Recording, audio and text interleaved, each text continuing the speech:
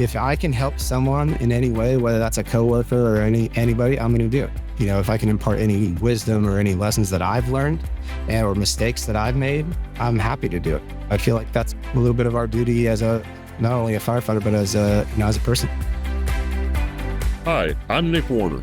As a dad, a lucky husband, and as a business coach, I value people and relationships above all else. But next is winning, sustainability, and healthy culture. I've been a business owner for 25 years and served for decades as a special advisor to business and government leaders at all levels. Let's just say I've seen some stuff. My passion and my expertise are helping motivated professionals and businesses find the highest level confluence of what they want in life and business. This is what it feels like to be together at the top. Thank you to our sponsors, Scholl's Brick and Rogaski, Three Bridges Consulting, Kathy Olson at Ships and Trips, and Connect Strategies.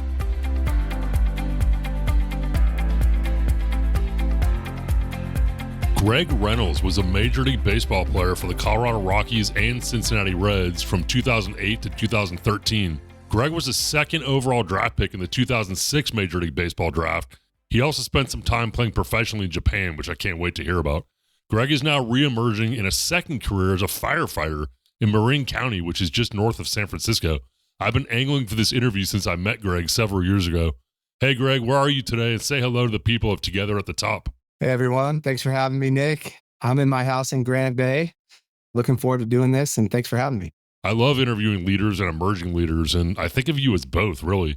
But with your permission, Greg, let's go backward before we go forward. Take us back to high school or even before high school. When did you realize you weren't like everybody else and maybe you had a really special talent? I would say, somewhere around my sophomore and junior year in high school, I kind of figured out that could maybe keep playing at the next level for baseball. And I have 4 older brothers and a big family. So they did a good job when I was younger of keeping me humble and making sure that I stayed hungry and I wasn't satisfied with being a good player. They just kept pushing me and they'd knock me down every so often when I needed it. So I think that helped a lot. But I didn't really realize it until high school, junior year, when I started seeing some people show up at my games and I was on the radar a little bit there. Well, you're sitting down and we're on video. People can't probably tell you're a pitcher, but 6'7", I think. In the bio, it says 6'7". I think I'm actually 6'8". All right, but a big old pitcher anyways. Yeah. You're really smart. I find you to be a really smart and charismatic guy. Was it predetermined for you to be an athlete, or were there pressures or people pushing you or pulling you into something else? I wouldn't say there's any pressure. It's just kind of one of those things where you take it as far as you can go. Luckily, I was fortunate enough to play in college and then play professionally. The goal was always just to keep playing, having that drive to keep going. And it opened up a lot of doors for me. And not only the baseball side of things, but the schooling side of things. I tried really hard to, get good grades and work really hard in the classroom. Baseball can open some doors for you, but if you pair that with, a good education and trying really hard in school, all of a sudden, many more doors open up for you. And that was something that, my parents instilled in me and even my brothers as well. So that's kind of how I went about things. It eventually led to me accepting a scholarship offer to Stanford and playing baseball there. Yeah, it's no small deal. Stanford, I don't know if they are, so really good at baseball, like top, usually 1, 2, or 3 teams in the country. And it's obviously a premier university in the U.S. Tell me about your experience at Stanford. And I think it wasn't just a stop off because you were pretty serious about school, but tell me about your time at Stanford. It was, one of the greatest times in my life, for sure. I mean, college, I would assume that any college is kind of living in a little bit of a bubble, a little protective environment. But this one just happened to be about 40 minutes away from where I grew up.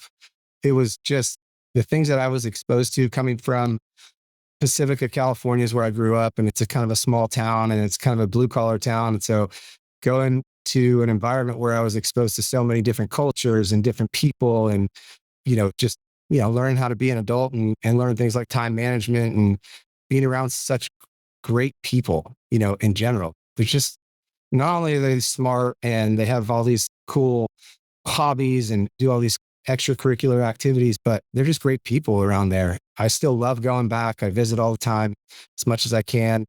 I thoroughly enjoyed my time there and still keep in contact with a lot of people I went to school with. Yeah, it's really cool, especially the part I hadn't considered, that like being around really great people. I was kind of thinking about it as like as bilateral. Either you're there for school or you're there for baseball as a stop off, but it was more than that. That marination period was really important for you to be around these great people. Absolutely. I grew as a human being a ton, and like I said, just coming from, a smaller town, and it just opened my eyes to, all these great things, all these great people, and very thankful for it.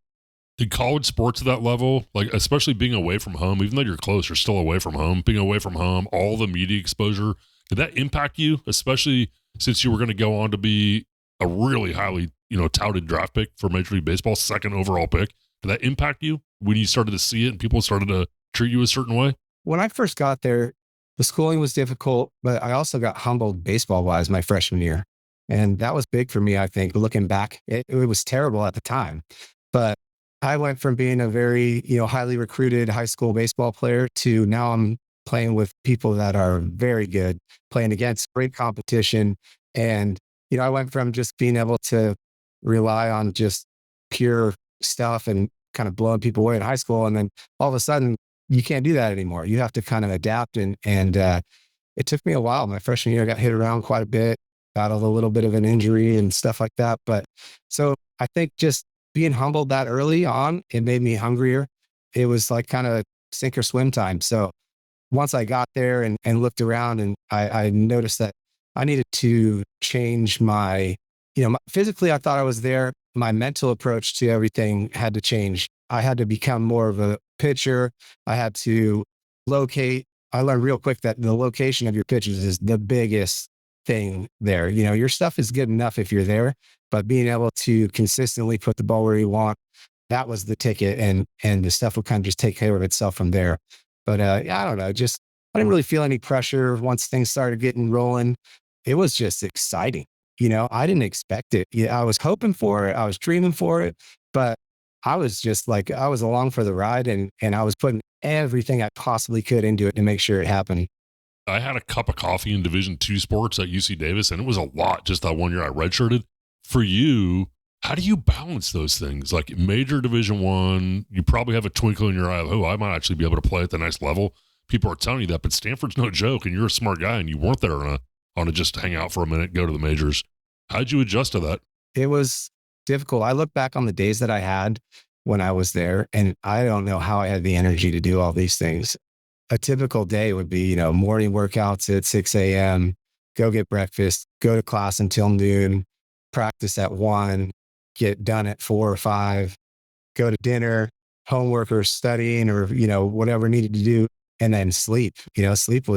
It was tough to get back then. But, it's one of those things also that it's everybody else around you is doing it. So it kind of, it brings everybody up together, and you're a product of your environment at that point. And that was the normal there. In addition to that, we had great support, through the athletic department, and a bunch of guys all getting together and making sure that we were doing well and helping each other. It was a good environment, competitive one, but really good, really strong environment for learning. There's plenty of literature around. They say things like you're a product of the top 5 people you spend time with. One of the things I say is high tide rises all ships. We were on minute 8:13. I looked up and I got goosebumps when he said it just rises. Everybody rises up together, because you're not going to make it otherwise. It just kind of forces you to sink or swim. Absolutely. I would totally agree with that. And you're with everybody else, and you just keep going, you just keep your head down and keep going.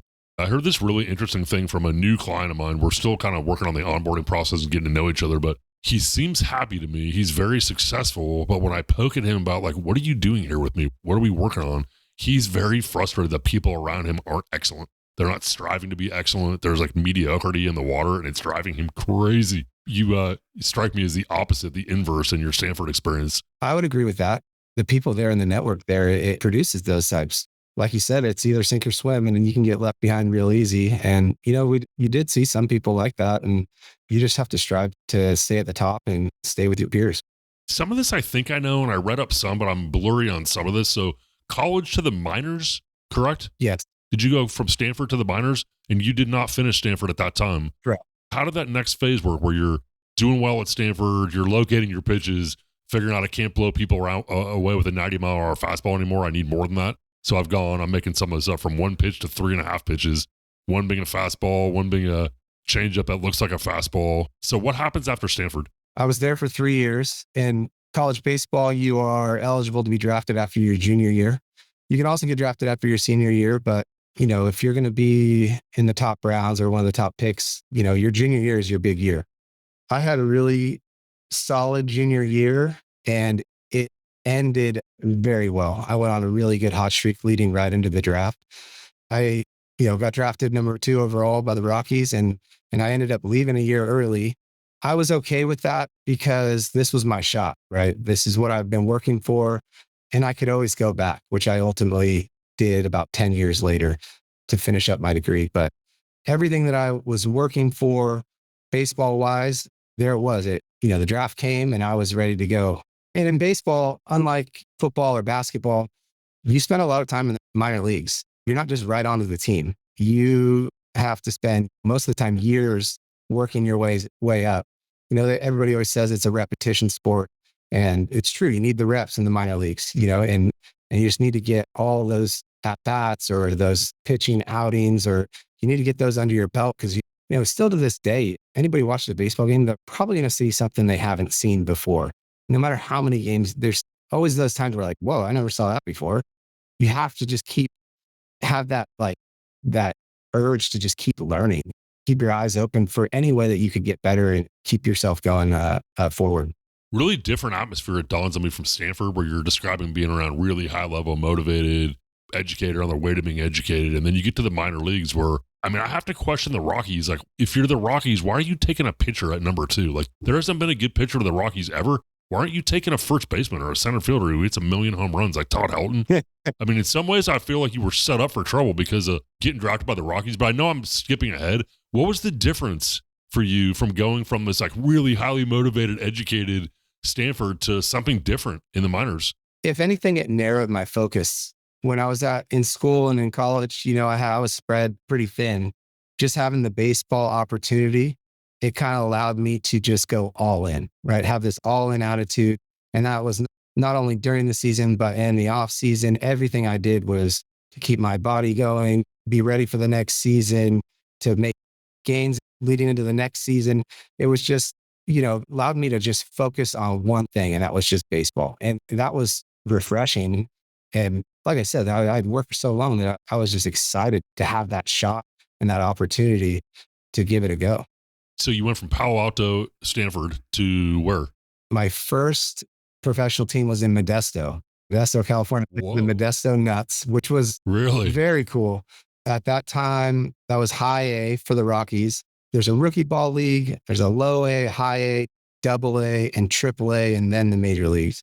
So I was fortunate enough to kind of skip a couple of the lower levels. The Rockies thought that I could handle that.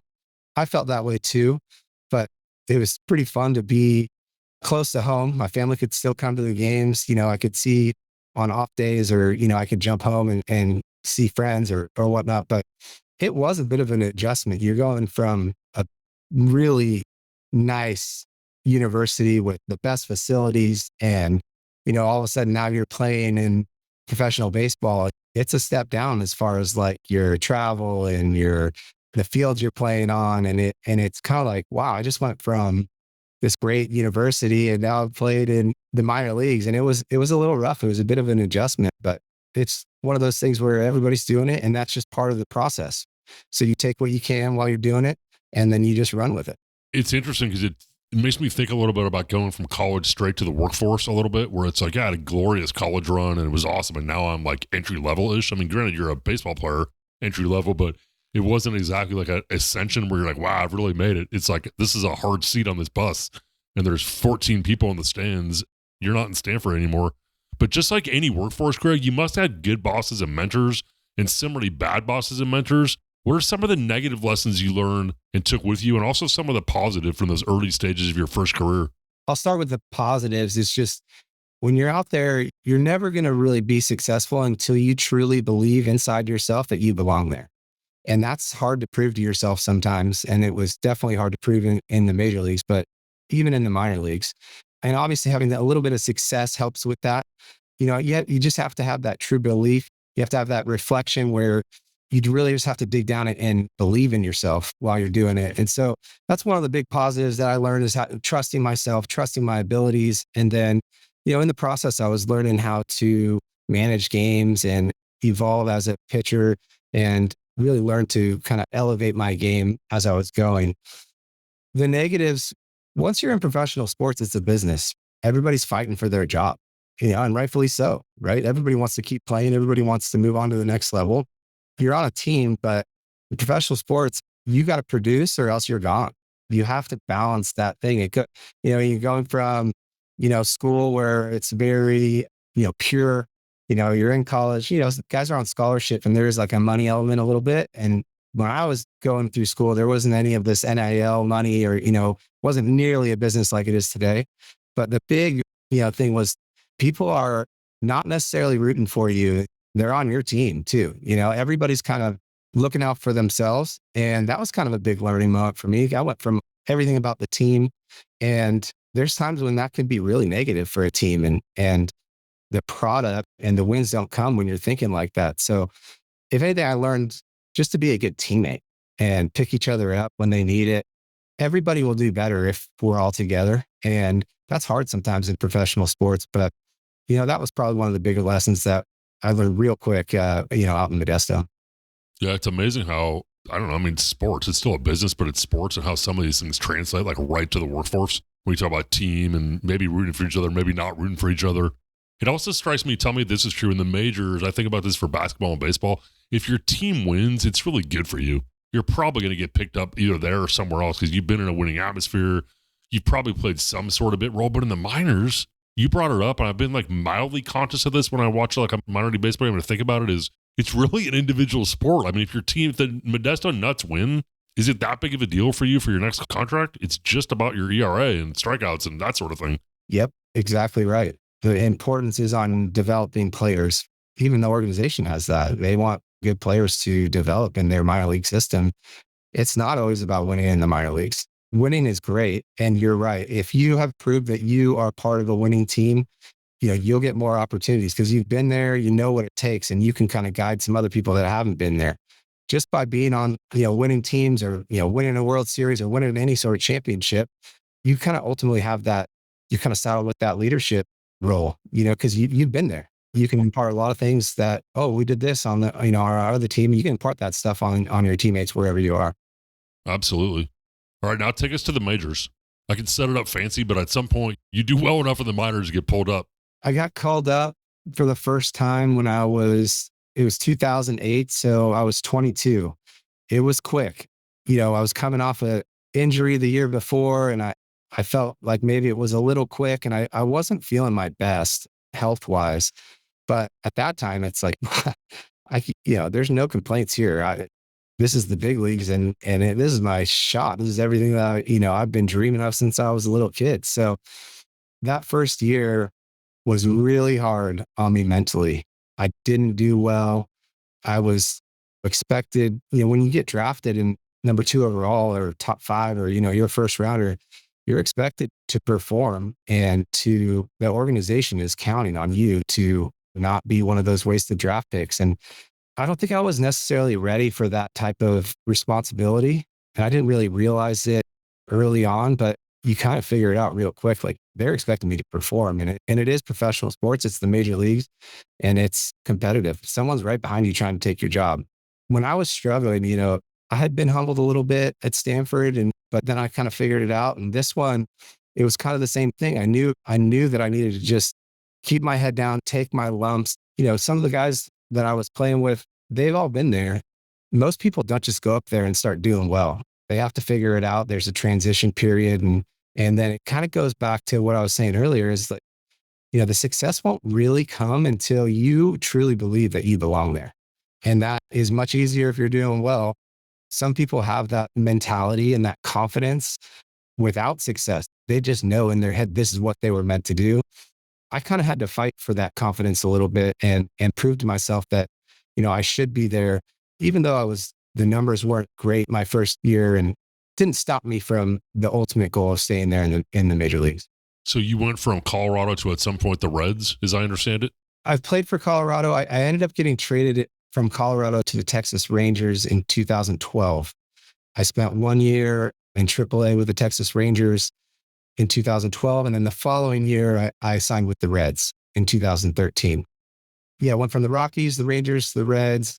I had multiple injuries that kind of derailed my first few years of my career. And that was probably the hardest thing that I had to overcome. It just felt like, leading up to that point, everything had kind of gone well for me. Went from high school to Stanford, get drafted high. I'm on this fast track. I'm ready to go and prove myself.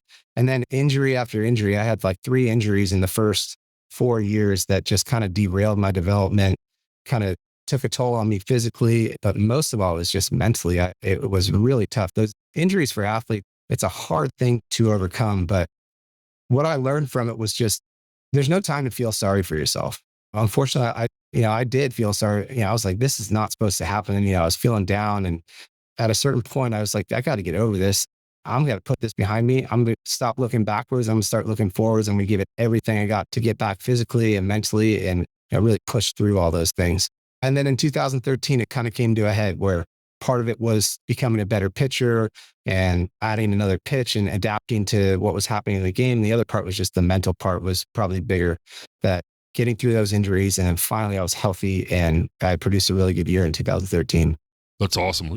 For the first time in your career, you're ascending, but you're struggling, injuries and moving. I mean, you're 24 at this point when you're at Cincinnati? In Cincinnati, that was 2013. So I was actually 28. 28, okay. You're ascending and you get on top of your game, back on top of your game in Cincinnati.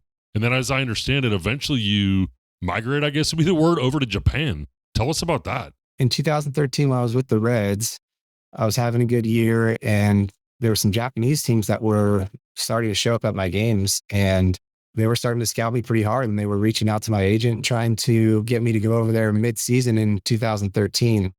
I wanted to just keep this season rolling. I didn't want to change anything because I was on a pretty good roll there. And so ended up getting up in the big leagues again with the Reds that year. Then in the offseason, I was, I had a decision to make. And this opportunity came with Japan and, it was a guaranteed 1-year contract. It was hard to pass up, not only for the baseball, but just for the life experience. At that time I was in a much different spot in my life. My girlfriend, who's now my wife, Megan, we kind of talked it over and we didn't have kids at that point. And we were like, when are we ever going to have this opportunity again? And not only just to go like to Japan, but to play baseball there and experience it for 8-9 months. Nobody gets that opportunity. In the end, once we talked through it, it was an easy decision. Japan was so great. Like, and we would go back, we talk about going back again. The atmosphere at those games are incredible. The fans there are so into the game. They have a lot of domes there too. So like the noise level and the way they cheer is so different from the way they cheer here. They're so respectful that when their team is up to bat, half the bleachers stands up and they do these unified cheers. They have instruments. It's like a marching band out there. They're all into it. And then their team, they get done hitting, they all sit down and the other side stands up and does the same thing. There's no like bickering back and forth. There's no fighting in the stands. They're just so respectful, but they're so into the game. It was just so cool to see. And the competition's great over there. I thoroughly enjoyed my time, just to get out of my comfort zone, both of us, my wife and I, just to go out there, do something completely different. It was a little scary at first, but once I got over there, we kind of learned how things go. It was some of the greatest times of our life, and not only that, it was just me and her there. There's a couple other foreign players. There's a couple other American guys too. But, for our relationship anyway, in my life, it was just me and her. And it really solidified what I had already known about Megan and that this was going to be my wife. And when we went over there, we had so much fun together. It was just us going around on trains, on bikes. We didn't have a car. We were just exploring together. It was so fun. So cool. What's it like being an American player? And I think you told me years and years ago that each team is allowed, did you say one American pitcher or non-Japanese pitcher and one hitter? It's up to them about the position. There's 4 total foreign players for Japanese teams that they can have, or at least it was at that time. Things might have changed, but there was, a guy from Venezuela, a guy from Chicago, myself, a guy from Texas. We were kind of all over the place. You get really close with those guys, but then the Japanese players were awesome as well. They're kind of accustomed to, having foreign players come in and be on the team. But for me, it was like, okay, I had kind of experienced that a little bit in, professional baseball here in the States, having foreign teammates and stuff like that. Now it's totally flipped. Now I'm the foreigner. I'm out of my comfort zone. I don't know anything. I don't know how to get fit, shopping or anything like that. There was some good growth there. Learning how to navigate that was great for me personally. It really was pretty difficult, but in the end, you're still playing baseball for a living, and you're having this great experience. So, man, it was one of the best years of my life for sure. Take us through Japan 1 year. Yep. And then I'm assuming we're either going to come back or otherwise. I battled a hamstring injury over there. Probably didn't get the amount of outings that I needed. And ultimately, they weren't going to renew my contract the following year. And so I was coming back to the States and was looking to sign with another team here. It was kind of a tough spot to be in because, like I said, I missed a bunch of games over there, and coming back, I was kind of off the radar for a little bit. Leading up to spring training, my agent and I, we were talking about kind of waiting a little bit longer than usual to see how a bunch of teams play out, who they sign. And then eventually we'll figure out who has a need for some starting pitching help and some insurance a little bit. So, and then unfortunately, while we were waiting, a terrible experience that changed my career and ultimately ended up ending my career. I ended up kind of breaking my hand in this home invasion outside my house. And it kind of spelled the end of my career. Ultimately, a year or two later, I was not the same after breaking my hand. Will you say a little more, if it's not too hard, about what happened? Yeah. Because it's so aberrant. I mean, at the time, I'm sure heartbreaking. It was really tough, but, I feel like talking about it's always great. It still helps me to talk about it. I'm happy to do it, but it was just a weird thing. I was living in Half Moon Bay at the time. It was just a normal afternoon, and all of a sudden this kid or this guy, I think he was 19 years old, he comes walking. I hear like this commotion outside, and I hear like some garbage cans being knocked over or something like that. And so I just kind of go outside and take a peek, and there's this pretty normal looking kid walking down the street, just looked like he needed help and was kind of looked upset. And so I walked over and I asked him if he needed me to call anybody for him, asked him if he needed any help. And unfortunately, he was, unbeknownst to me, he had taken a bunch of drugs before that and was kind of freaking out and hallucinating. And I don't know exactly what, but he ended up trying to attack me and following me back to my house. And so I was just trying to get away from him. Immediately realized pretty quickly that I, needed to get away from this guy. Got away from him, got inside my house, closed the doors. He ended up trying to break down my doors and ran full speed, tried to blow open the door, broke the door off my jam. And then at that point I got to defend myself and defend Megan and my wife. And I ended up, getting in a fight with him and breaking my hand in the process, which was a total bummer. I knew it right away. Right after we got done and he left and was stumbling away or whatever, I could hear cops coming and eventually, got him to leave. And then I looked at my hand and knew immediately that it was not good. And it was not good because obviously for physical reasons, but the situation that I was in coming back from Japan, not having a contract, we were kind of playing the wait and see game. It was just crushing because I knew that season was gone. And now I was off the radar in Japan for a year. Now I'm going to be gone for this year. And I was really hoping it wouldn't be the end. I did end up playing one, fighting my way back. I ended up going to play winter ball in the Dominican that following winter. I was just hell-bent on getting back. I wasn't going to let this be the end. All my focus, fought as hard as I possibly could. Ended up signing again with the Padres and went to AAA with them. I just wasn't the same. It was a sad realization that all of a sudden the ball just wasn't coming out the same. And my hand was aching and it had healed up, but it just wasn't the same. I didn't have the same stuff, didn't have the same spin on anything. And that was a really tough time for me for sure. I'm sure. And you mentioned Megan. Thanks for sharing that with us. I mean, not all stories end great. This one is on its way to working out, different from that horrible chapter, but sometimes things just suck. And that sucks. It just sucks. And that's it. Like the end. Wah wah. Yep, exactly right. What are you going to do? It happened and it did suck. You hit it right on the head. Sometimes things don't go the way you want them to. You just got to keep moving. I wonder if at some point you start thinking to yourself, I thought about this when I was thinking about your story. I knew some of it, but not all of it, as you're sharing. I've been a pampered superstar most of my life. High school, college, Stanford, even when I went to the minors, like it was a grind, but I was a star and I was getting star treatment and they always wanted me in the majors. Then, I got drafted second. I still can't figure out why the Rockies drafted a pitcher second. Maybe they were thinking we'll pitch our way out of this, but it hasn't happened in like 25 or 30 years.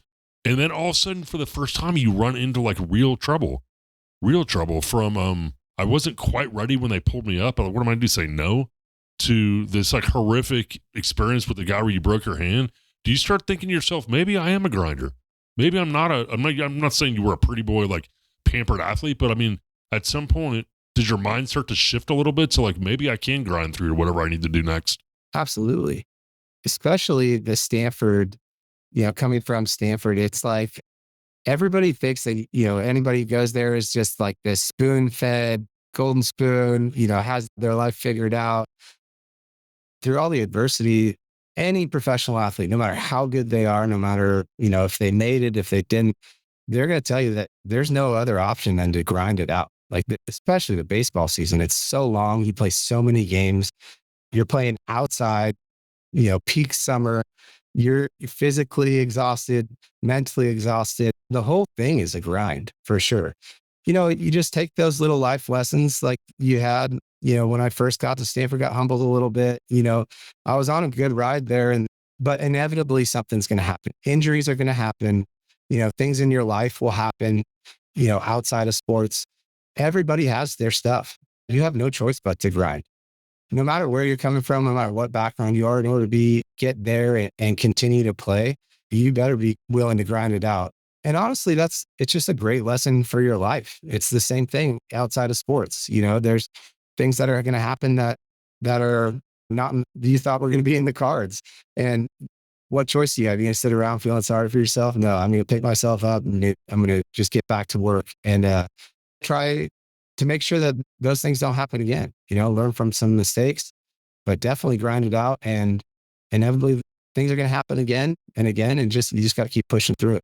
I want to hear about the second career and the transition, but you mentioned Megan a couple of times, who was your girlfriend and eventually became your wife. And at least we just heard from one of your kids on air. Hey, your kid already made it to the mic. It's pretty good.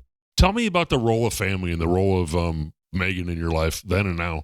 Up till now, now our life definitely took, we were in professional sports. We're traveling around, had this great fun life. And now our focus has completely shifted to family and raising our kids. So I think we both agree that it's our greatest responsibility in this life to bring good, well-mannered, smart, beautiful kids into this world and to make sure that they're upstanding, contributing members of our world. We both are in agreement on that. And it's the most rewarding, most challenging thing. I think as any parent will tell you, it's has its moments, but is so fun. It is the greatest joy in my life to just raise our kids. It's crazy to think about.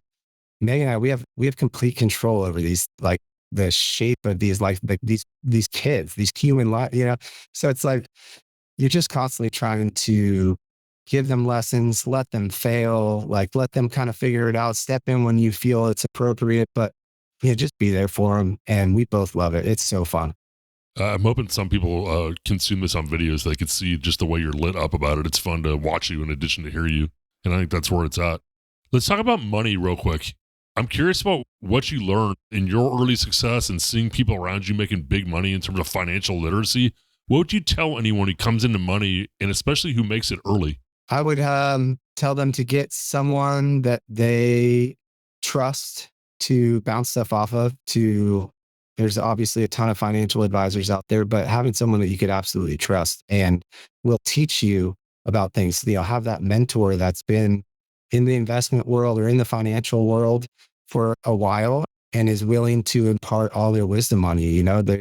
Having that type of mentor early on and not just you being a young 20s kid with a bunch of money and spending it wildly. definitely having a good role model for you, keep you in line when you need to. But you do see a lot of people that are pretty reckless with their money. I will say that the big ones that have made a lot of money, they usually don't talk about it. It's the ones that are always trying to seem like they've made a lot more than they do. They seem to talk a lot more about their money than the big ones. And back to humility and your four, would you say you're one of four brothers or you have four brothers? I have 4 older brothers and a younger sister. It's funny because I was going to ask you about humility. I find you uncommonly humble for the success you've had. And I'm really attracted to that personality trait. And I just think you're great.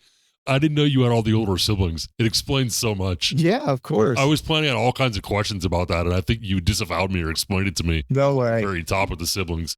They're not going to hear it from you. They don't give anything about your money. You're nothing, right? Nope. I'm just the younger brother that, that it's their job to keep me in line. And it's worked. It worked great. And it probably had a lot to do with the success I had in baseball. And yeah, that humble mentality that I'm always conscious of when in life, that probably comes from them and my parents. That's wonderful. Let's transition in the fourth quarter to your second career now, which maybe you'll have a third career. Who knows? So back to Stanford. You mentioned back to Stanford to get your degree. 10 years later, you said you're a former major leaguer. You have a magnetic personality, and I'm assuming you're a dime or two left in the bank. How in the heck or why in the heck did you choose the firefighting service and search and rescue? And how did you go from Major League Baseball player to firefighter? Well, and why also? I did some kind of soul searching after when I was going back to school. I ended up getting my degree in economics. So I thought, maybe I'd go into the finance world or, something along those lines. But, ultimately, first of all, my dad was a firefighter in San Francisco for 30 years. So I had that and I knew I kind of grown up around that. And he used to tell me stories and I used to love them. I also have 2 brothers who are cops in the city as well in San Francisco. So, and my mom was a teacher. We're kind of like, we like the civil service aspects in my family. And that probably was imparted on me without me even really knowing it. But just the ability to help people is a big part of it. But most of all, it's like being on a team again. It's got that locker room, the atmosphere where everybody's just giving each other a bunch, just making fun of each other. Nothing's off limits. You better have some tough skin to hang out in a locker room or at the, table in a fire station. So I love that aspect of it. I missed it. Like when I got done playing, I obviously missed the adrenaline running out on the field and playing and doing that. But I missed the guys. I missed being in the locker room. I missed just hanging out and telling stories and laughing together. That's the thing that I think many of the former professional athletes miss. Just walking out of that locker room for the last time, you don't really realize, but you're going to miss all those times in there. You spend so much time with each other. When I was looking for the next chapter, I started visiting some fire stations, seeing what it's all about. People give me some great advice on how to get into the fire service. My dad was obviously part of that. When I would be in there, it felt like I was back in the locker room again, just back with the guys. And that's ultimately what I wanted to do, have that camaraderie. And then at the same time, be outside, we're training together, we're working, we're doing physical things, dangerous things. And then again, just being able to, it's rewarding helping people when they need you, right? When they call you and they're expecting you to come and show up as fast as you can, it's really fulfilling. I love it.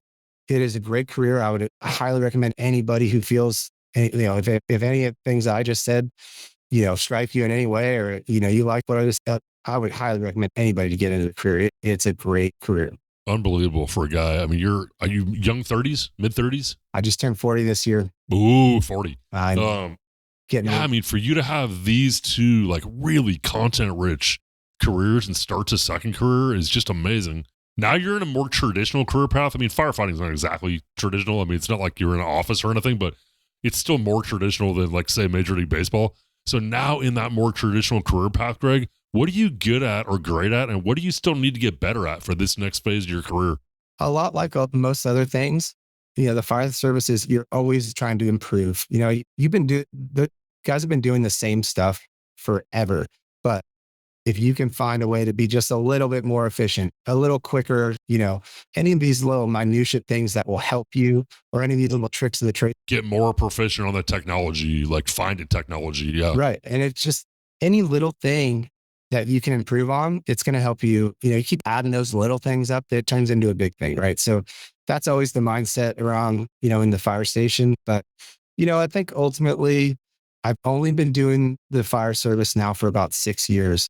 And so it's flown by so far, but I really need more experience. I still feel like I'm really like figuring it out.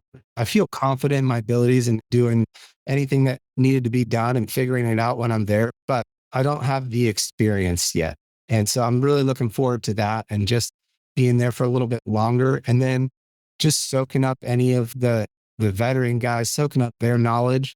And then it's on us to pass that, the passing of knowledge is just like I think in probably a lot of places, the passing of knowledge is the biggest thing in the fire service.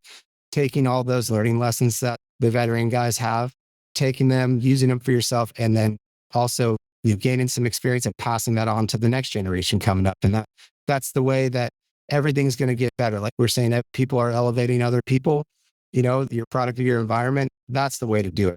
You need some good, strong leaders in the fire service. And luckily where I'm at, in Southern Marin, we have a ton of them. There's no egos, and we want everybody to do well and keep everybody safe ultimately in the end. Yeah, I describe you as a leader, probably in your family, your leader in your thought process, your leader in baseball and Stanford. These are all like things regular people don't do, but now you're starting over and away from the bottom.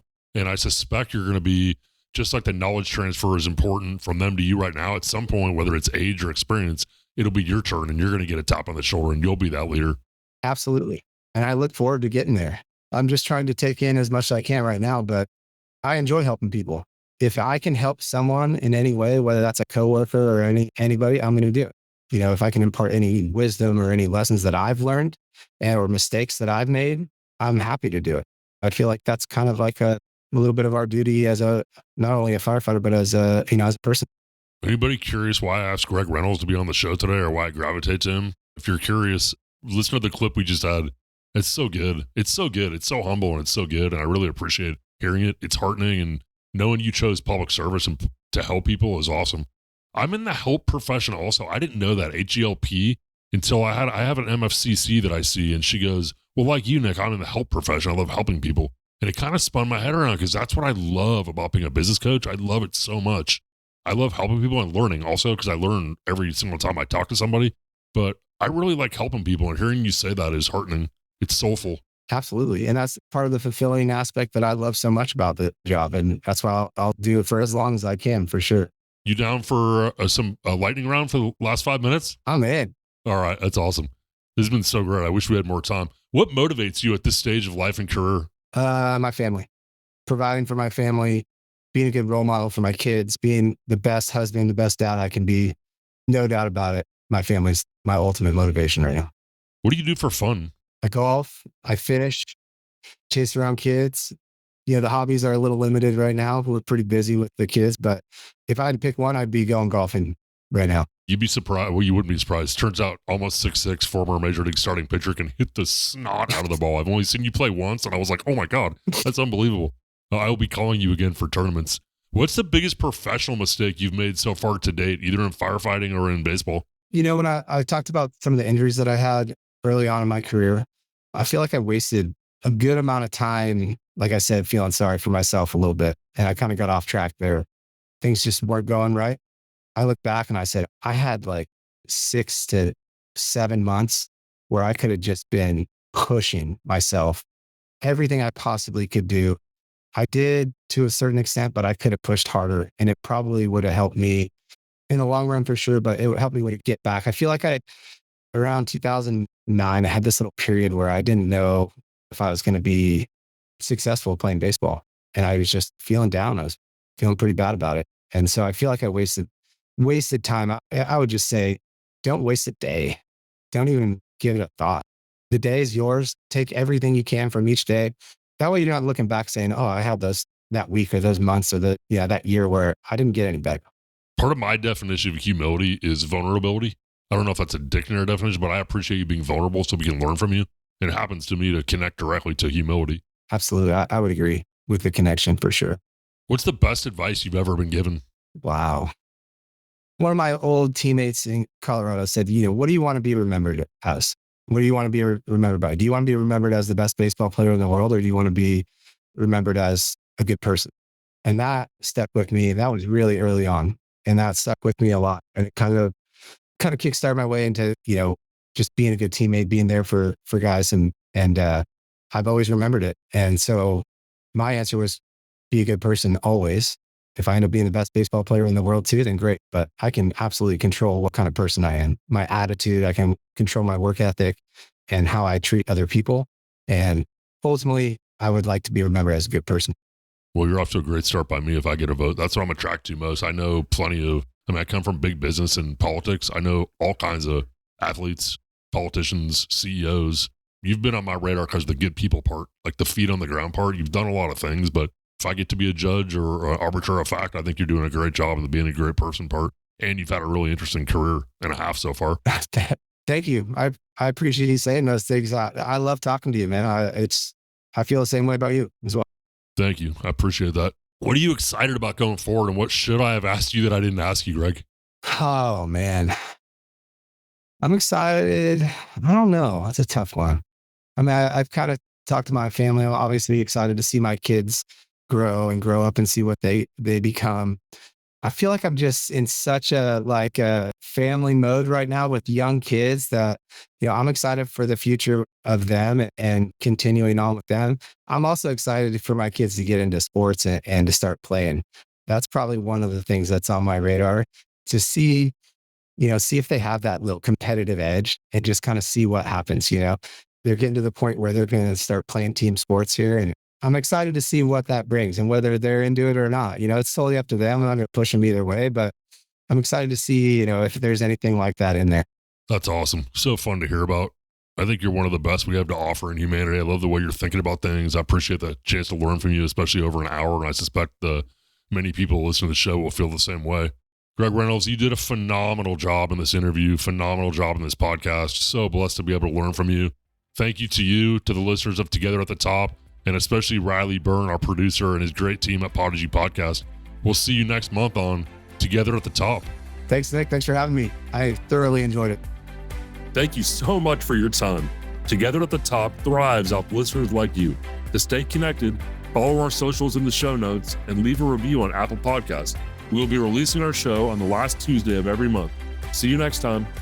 At Nick Warner Consulting, we exist to coach and consult motivated professionals.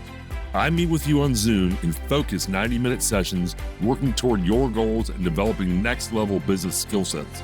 My job is to add value to your organization and your career. To learn more, visit www.nickwarnerconsulting.com or call me directly at 916-765-3576.